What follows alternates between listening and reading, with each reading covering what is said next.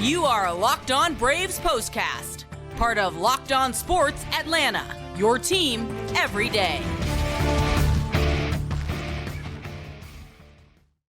Hello and welcome into the Braves POSTCAST, part of the Locked On Podcast Network, your team every day. Grant McAuley, Jake Mastroianni with you after a 4-2 Braves win over the Mets to open up a 3-game weekend series as the Braves continue to just pretty much traverse the United States. They went all the way out west. That didn't go so well. They came back home for a couple of games. That went very well. And now they're hoping this weekend will be favorable before opening up a long homestand next week. But let's not get ahead of ourselves. You got to handle business against the New York Mets. And the Braves offense was present and accounted for in this one, at least in the form of one nice big inning in a 4-2 victory. Braves and Mets will continue their series this weekend, and we will get you caught up on what happened on this one, and, of course, take a look ahead at what is to come. Hit that thumbs up button. Make sure to subscribe to Locked On Sports Atlanta here on YouTube and subscribe to Locked On Braves wherever you get your podcast. Jake, I know it wasn't this giant explosion, a supernova that I think much of the country might be looking up at the sky for tonight, but it was a sign that the Braves offense still has some power, and they showed it in the form of 3 home runs in 1 inning. Yeah, I mean that'll do, and it's something that we've obviously seen a lot from this offense in years past. Is we talk about they'll put on pressure every inning, but then there's always that one inning that they're just going to pop off and put up a crooked number. They haven't done that a lot lately, but you get 3 home runs in an inning. That's certainly going to happen. So great to see that power coming back for the Braves. Hopefully it continues. Then a couple of guys who popped off in a couple of different ways. How about Ronald Acuna Jr., a 461-foot monster shot to center field, one of the longest home runs in Citi Field history. Then you had Ozzie Albies make it back-to-back homers, a walk to Austin Riley, and Matt Olson's long national nightmare is over. He has homered for the first time since April the 7th. Great to see that. Overall, the Braves needed as much offense as they could get to just give Charlie Morton that cushion to work with. He was dialed in on Friday night at Citi Field as well. But let's not bury the lead here. It's been a long time coming for Matt Olson to get back in that home run column. We knew it was going to happen, but it had to feel good to be part of a big inning like that for Olson and get that monkey off his back. Yeah, that had to feel great for him. And again, we knew it's coming. I mean, you look at the batted ball data for him. He's still crushing the baseball when he makes contact, just not quite finding the right launch angle, a bit unlucky with some of the hits that he's had or where he's hitting them.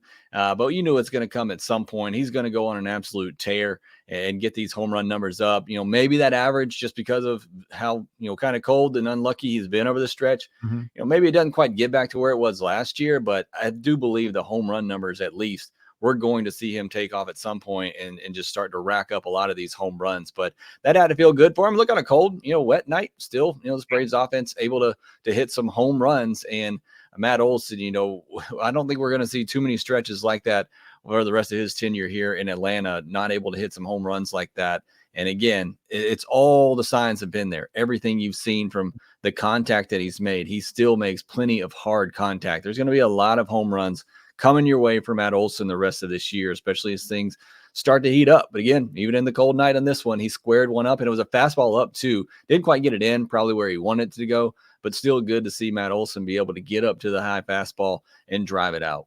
Yeah, and there's something to be said for just finally getting something to go your way. I mean, later in the game, he gets robbed on a foul ball on a great play on the tarp by Brett Beatty, the third baseman for the Mets. And I know that wouldn't have been a base hit, but that just kind of seemed like the luck that Matt Olson had been running into.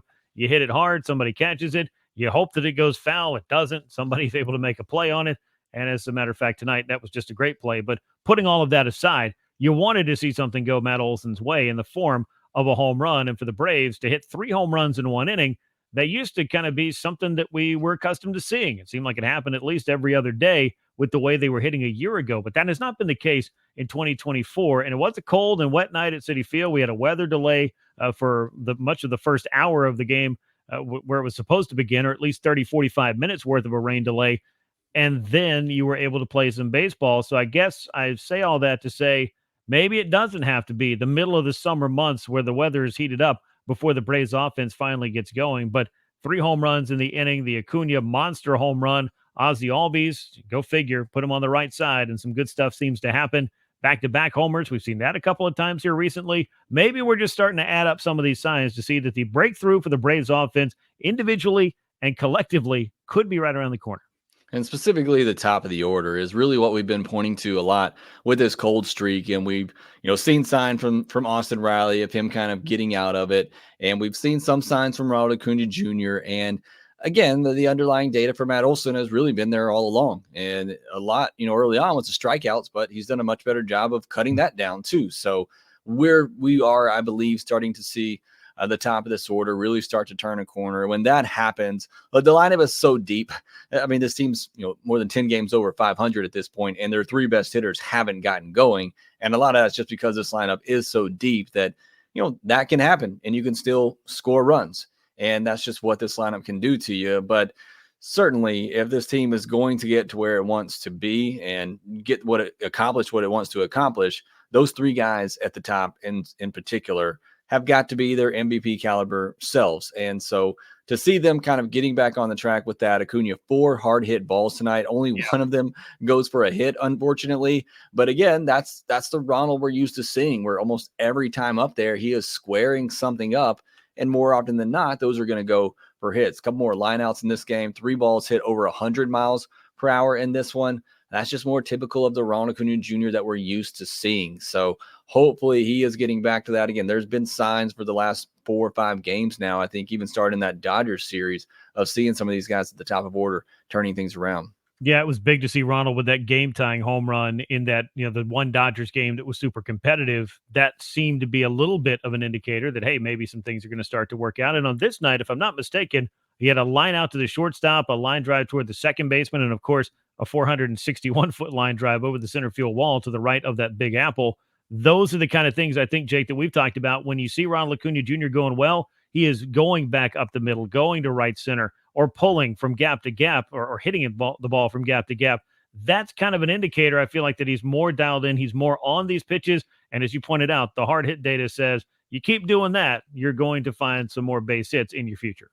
You certainly are. I mean, I know a lot of people don't like to hear it. They just want to see results. But, it's been proven since we've started tracking all this batted ball data, the more often you hit the ball hard, the more likely you are to get hits. And we're going to see that start to turn around here. And in particular, 2 swings that I've seen from Ronald that are really encouraging. And I know for a lot of hitters, you say, once they start going to that right center gap, once you see them taking the other way, that they're on. That's not always true for all hitters. Sean Murphy talks about he wants to pull the ball, and you want to see that. But for Ronald, he's got power to go out anywhere.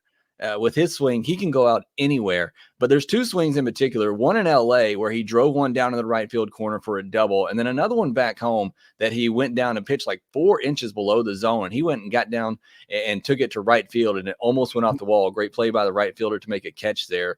Those are the types of swings that I love to see from Ronald, because it means that he is getting back on time. He's taking those pitches where he needs to, and he's driving them. So I'm very encouraged with what I've seen over Ronald from Ronald over the last several days. Yeah, definitely good to see him trending in the right direction. We talked a little bit about Austin Riley. It wasn't really his night for all of that, but still 1 for 3 with a walk and a run scored. He found his way on base right before Matt Olson's 2-run homer. That, as they say, will play. That will work. You find your way on base on a regular basis for all of these guys, and you're going to start to see this Braves lineup putting it together.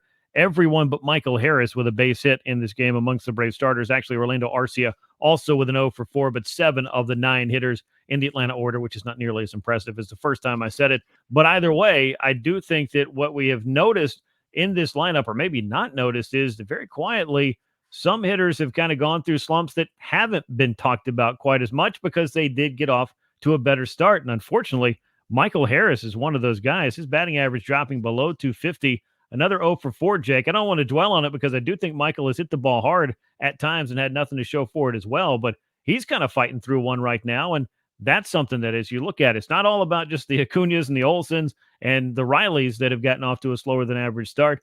Now, all of a sudden, as we saw on the road trip and maybe in the games that have followed here, other guys are trying to work through a few things too. Yeah, I mean, I think I talked about it either on my podcast or on the last postcast, the fact that Michael Harris, still doesn't have a hit in May.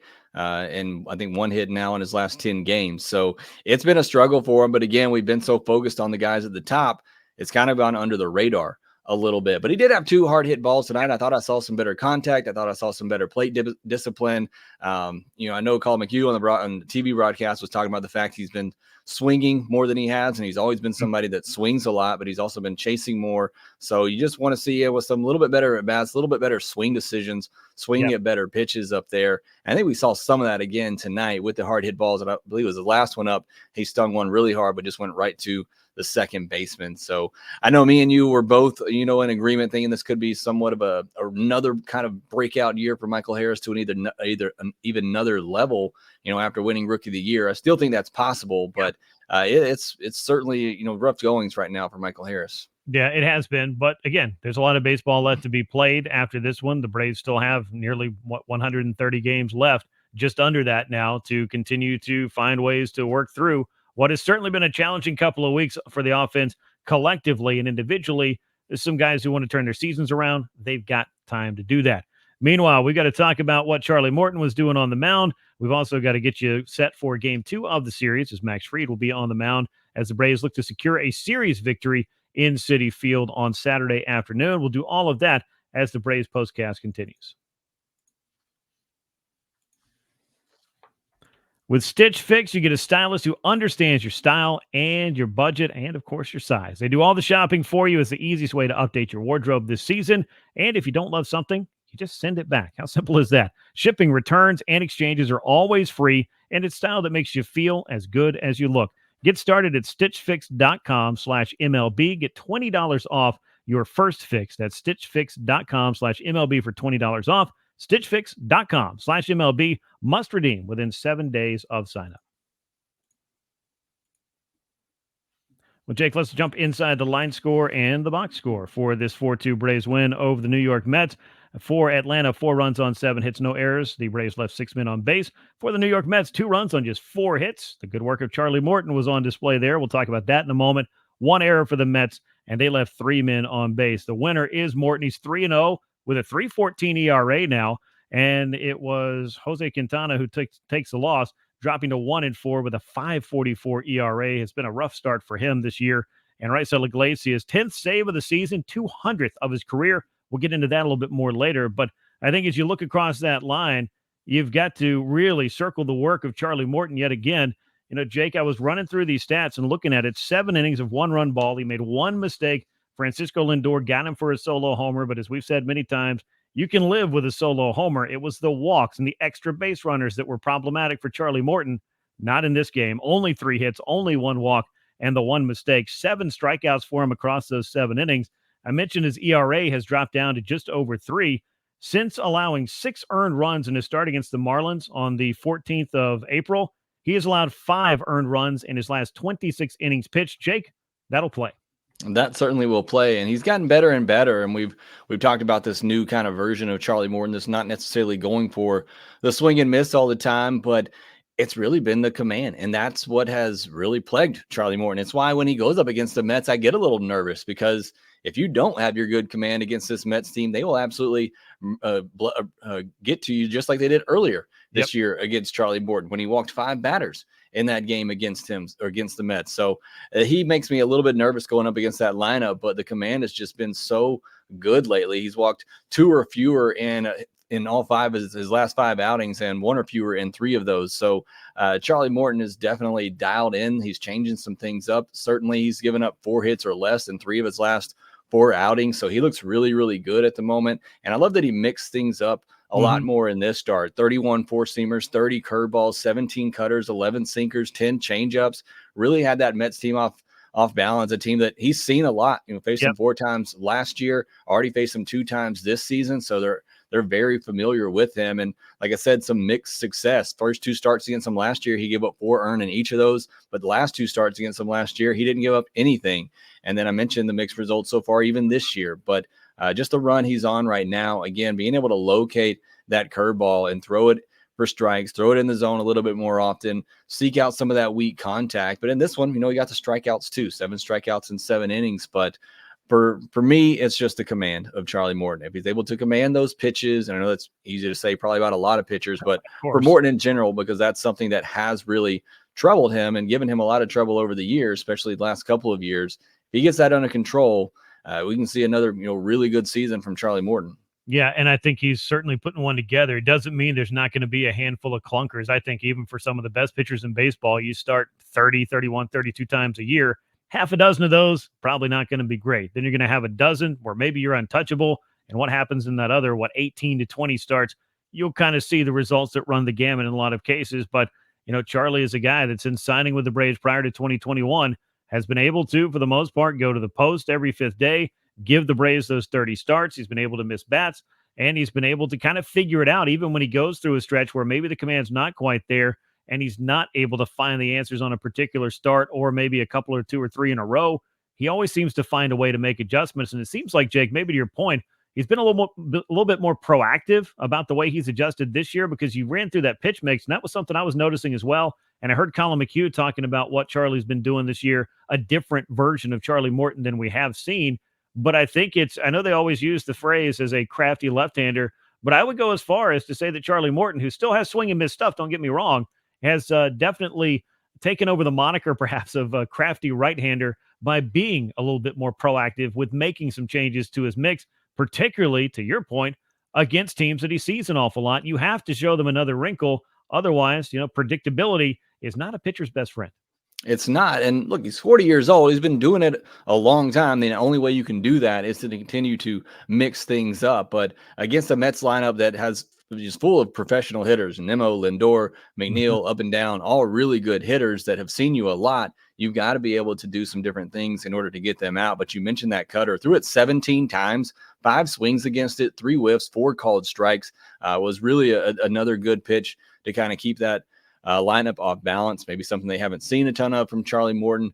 And then again, been able to throw that curveball for strikes. So him, being able to mix things up and kind of change up his pitch repertoire, at this point in his career, that's what you got to do in order to survive. And he is definitely, he's doing more than surviving right now. He's flourishing.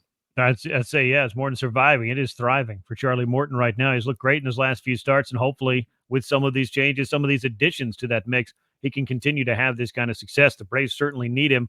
I mean, right now you're looking at a guy who's the 3, maybe 4 starter in this rotation. And I've said this a lot, and I'll say it again. I think a lot of clubs would love to have Charlie Morton smack dab in the middle or back into their rotation. They'd be happy to take him every fifth day. Morton with 7 innings of 1-run ball was followed by A.J. Minter, who looked great. He struck out the side in his scoreless 8th inning. Raisel Iglesias got in a little bit of trouble there in the 9th inning, but able to close things out. His 10th save of the season, 200th of his career, only the 54th pitcher in baseball history to get there. I know the 200 save club, probably not quite as big a deal as the 300 or the 400, which we've seen a couple of guys jump into in recent years with Kenley Jansen and Craig Kimbrell. But I would say this, Jake, on your way to 300 saves, you might want to get to the 200 plateau. And for Raisel, a nice little accolade for a career of closing down some games and hopefully many more saves up his sleeve this year and in the future. Hope so. And while we're talking about accolades, I think failed to mention Charlie Morton got his 2000th inning tonight as well, which is a big accomplishment for him. But Iglesias, I mean, I know tonight was a little bit shaky, but he has just been so good and so consistent. Command was a little bit off for him tonight. Maybe it's due to the weather a little bit. He's pitching in the 9th inning and that mound's been beat up, for 9 innings at that point, but he just didn't have that sharpness that we're used to seeing. He doesn't typically walk anybody, and he walked Starling Marte. That changeup also, the Mets, it was the top of the order. He's going through the heart of their order, and they did a good job laying off that changeup below the zone. He was not getting them to chase on that. Might have got away with a little bit of a strike call there to JD Martinez that helped out to get that final out. But either way, he does end up, it was borderline, but it does, he does end up getting the save, closing things down. But I love Iglesias in that 9th inning just because there's so much movement on his pitchers. Yeah, maybe he's not your typical, dominant, blow it by you type of closer, but it's just so much movement. That changeup can be so good for him that I love him in that 9th inning. And he typically doesn't walk anybody, although that wasn't the case tonight. Yeah, and that walk did end up being costly, as did the defensive indifference that allowed Marte to take second. And Pete Alonso got extended on a pitch that was out over the plate a little bit. That was the run. But Iglesias, as the good ones do, was able to bounce back, get the outs that he needed, and get out of that inning without any further damage and close out that Braves win. That makes 3 straight wins for the Braves after the 3 losses in Los Angeles. So at least you're able to kind of get back to even ground in recent days. In the past couple of series have helped. The wins against the Boston Red Sox and this first one here in New York, and Atlanta will look to continue some of that. As you look at how the Braves scored their runs, I know we talked about all these home runs, but in that third inning, it was the long ball from Ronald Acuna Jr. that put the Braves on the board. Ozzie Albies followed with his, the walk to Austin Riley, and then all of a sudden, it was Matt Olson with his first home run in 96 plate appearances, first homer since April the 7th. That's the longest drought of his career. He's had a couple of home run droughts with the Braves, but Jake, you said it earlier, not too many times are you going to see that happen for Matt Olson and the lack of home runs. And hopefully this is something that can kind of get him kick-started, because the Braves definitely need the heart of that order to start doing some things. And the top of the order, Ronald Acuna Jr., he's starting to figure some things out, as we talked about a little bit earlier. May not be the most explosive win for the Braves in terms of the bulk of runs that were scored, but Jake, that third inning had to make you feel pretty good about what this offense is still capable of. Maybe it was just a little reminder. Yeah, a little bit of a reminder and maybe a little bit of preview of things to come for this Braves offense. I mean, look, these guys are still in their prime. I don't think we're all of a sudden seeing a diminishment of skills for Ronald Acuna Jr., Austin Riley, and Matt Olson. These guys are going to get hot at some point, and some poor team is going to pay. Fortunately for Quintana, it was him in at least the one inning in this game, but I think there's going to be a lot more to come for the top of this order as soon as they start heating up and we start seeing these balls leaving the yard. It's just a matter of if, not when, for these guys at the top of the order for the Braves. Yeah, most certainly. And Ronald Acuna Jr., as he goes, the entire Braves offense could go. And I think Matt Olson has said this before, and I think a lot of these Braves believe it. Hitting is contagious. If they can start getting things going just a little bit, it might be just the spark to light that fire, and the Braves offense could be back to its explosive ways. When we come back, we'll talk a little bit more about this win, and of course, a little bit more than that about the Saturday game, as the Braves look to secure a series win over the New York Mets with a good start from Max Fried and maybe some more of that patented offense we've been talking about. All that's coming your way as the Braves postcast continues. With Policy Genius, you can find life insurance policies that start at just $292 per year for $1 million worth of coverage. Some options offer same-day approval and avoid unnecessary medical exams, and Policy Genius helps you compare your options from top companies, and their team of licensed experts is on hand to help talk you through that process. Policy Genius gives you unbiased advice from licensed expert support team, thousands of five-star reviews on Google and Trustpilot from customers who found the best fit for their needs. So check life insurance off your to-do list in no time with Policy Genius. Head over to policygenius.com/lockedonmlb. Click that link in the description and get that free life insurance quote to see how much you could save. That is policygenius.com/lockedonmlb. Step up to the plate this Mother's Day as DoorDash has a deal you don't want to miss. Right now, get 50% off your next order. That's up to $15 when you spend $15 or more on your next flour, convenience, grocery, or retail order. Use the promo code LOCKEDONMLB. Start Mother's Day with flowers or surprise her with gifts from the brand she loves, delivered the very same day with DoorDash. Again, the promo code is LOCKEDONMLB. Head on over to the App Store and download that DoorDash app today. Jake, it will be game 2 of this 3-game series with Max Fried on the mound for the Atlanta Braves, looking to salt away a series victory and perhaps more. Let's not get greedy. Got to get Saturday before we can start talking about Sunday. But it will be Fried against the right-hander Christian Scott, who had a very good season in the minor leagues last year for the Mets, kind of put himself on the prospect radar. We'll get more into the particulars of this pitching matchup, but as I said before, if the Braves are able to win this game on Saturday, not only would they take this series, it'd be a 4-game winning streak to help cancel out that little 1-5 road trip that we want to start talking less and less about as we move forward.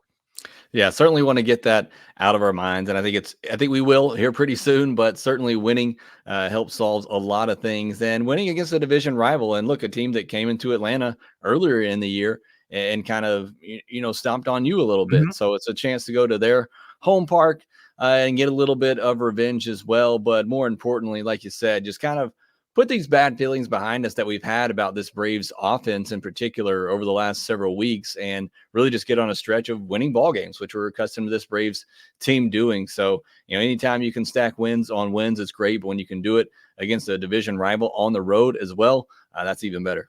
Yep, you'd definitely like to do that. This was a good win, I think, for the Braves. Impressive in the way that they were able to hit when they needed to, get the runs they needed in a big inning in an impressive way.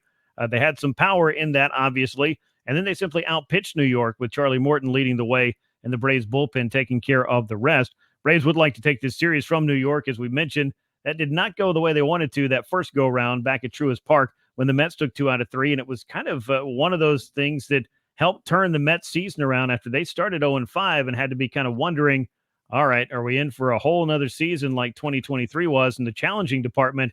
They may still be, but they were able to go on a nice little run, get themselves at least back to 500 prior to taking this loss today and dropping to 18-19. Braves, meanwhile, I don't know if I mentioned this, 23-12 on the season, came into the game a couple of games back of the Philadelphia Phillies in the National League East standings. But I say all that to say the Mets maybe a little bit more competitive than we thought they would be based on their winter and the moves they made at the trade deadline, where it seemed like this club might be trending in a totally different direction for a year or two before they figure out when they want to jump back in and perhaps start spending some money again.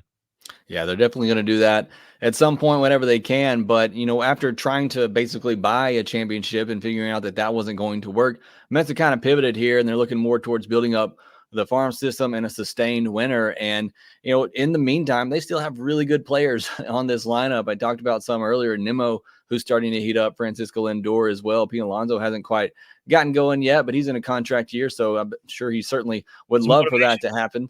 So I mean, it's still a really good team that you have in the Mets, and I think they're a team that can compete for a wild card spot. I don't think they're going to be up there near the top with the Phillies and Braves when things are all said and done, but it would not surprise me at all if they kind of hover around 500 and flirt with a wild card spot there, because there's still a lot of really good players on this team, and it's kind of that year after what was supposed to be the year effect for me, where last year just everything went wrong for them. They were supposed to win it. They didn't get it done. And now this year it's just kind of like they're playing with house money a little bit, playing a little bit more carefree. And sometimes that can be a dangerous team. Yeah, it'll be interesting to see how exactly the season plays out for them. Of course, the free agency of Pete Alonso is looming for this Mets club, and assuming that this could be the final year, how well the Mets play could really determine how his career in a Mets uniform either ends or continues, depending on what he decides to do in his free agency. We're not going to necessarily make a decision for him here on the show, but either way, that's kind of been in the backdrop for the New York Mets here. They'd also like to get, I think, Francisco Lindor and some others really going, because they do have some good players, but they have underperformed at times. And that's, I think, is kind of the story of the New York Mets over the last year or more. And it has been a big reason why they did, in fact, pivot and start to go in a bit of a different direction when it seemed like Steve Cohen was ready to outspend the entire league by himself for his club's payroll. Very different, not even, 18 or so months later.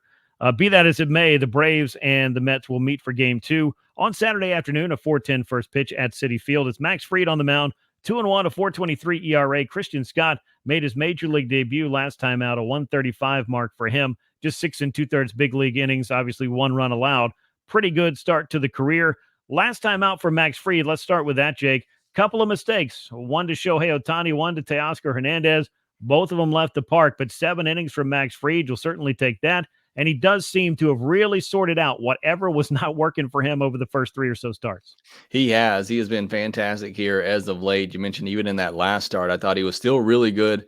Just made a couple of mistakes. And, at the time, and maybe even still where the offense was, you just can't make a lot of mistakes. But 7 innings, only 4 hits against that Dodgers lineup.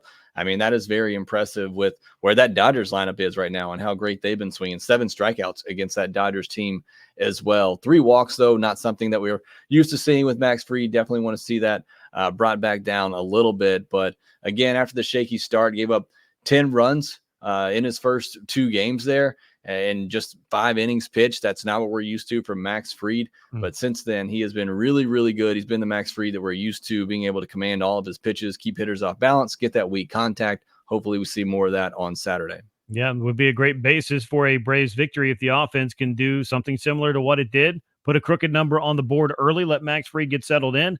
Braves have won plenty of baseball games that way. Christian Scott's going to be on the mound, the right-hander for the New York Mets. Only his second Major League Baseball, or second start in MLB, but he got on that prospect radar, as I mentioned, last year with a really outstanding season in the minors. What can we expect from Christian Scott in this one, Jake?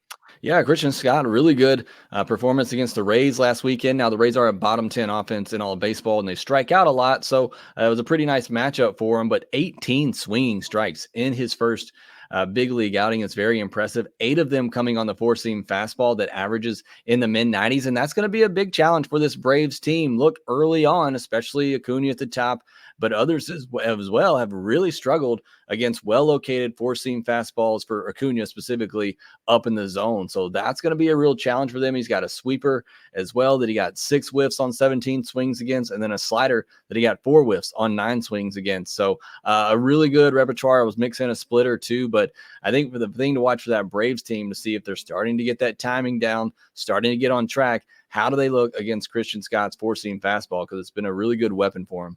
Yep, and the Braves would love to be a great fastball hitting team again, and perhaps those adjustments are in the offing for Ronald Acuna Jr. and the rest of this club.